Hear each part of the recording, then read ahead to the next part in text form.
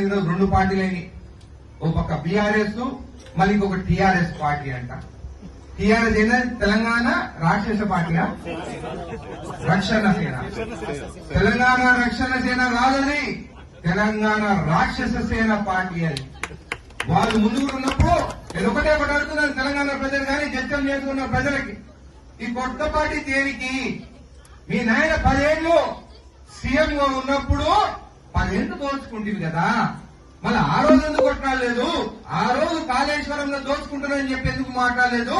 ఒకసారి మీ నాయనకి పదవి పోయిన తర్వాత మళ్ళీ అది అవసరం లేదు, నావేమి సాగుతలేవు, ఇంకొక పార్టీ పెట్టుకుంటే ఫ్యాక్టరీల దగ్గర గాని ఎక్కడైనా గాని పార్టీ పేరు పెట్టుకుని దోచుకోవాలని చెప్పి ఈ తెలంగాణ రాక్షస సేన పార్టీ పెట్టినవా?